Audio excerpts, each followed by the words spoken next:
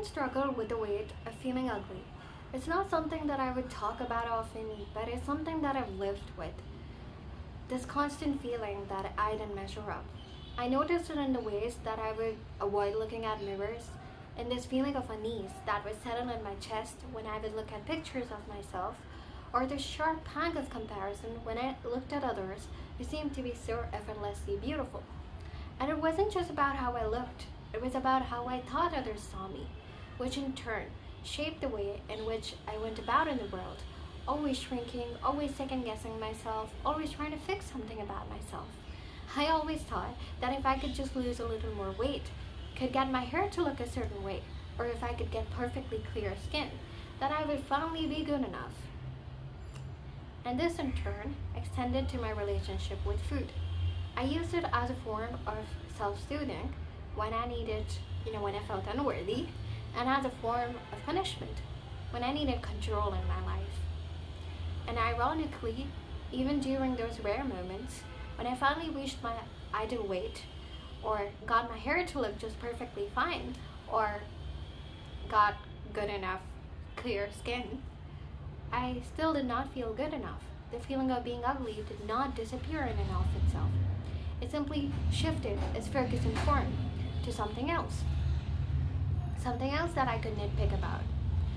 Like not being tall enough, or not having, having really small palms. Or something else entirely, yeah. And it was only after years of chasing perfection that I began to question the root of these feelings. Why did I feel so unworthy in my skin? Why did I feel like beauty was the key to being loved, accepted, or even seen? And slowly, I began to realize that the feeling of being ugly did not have to do so much with how I actually looked, but it had more to do with how I saw myself.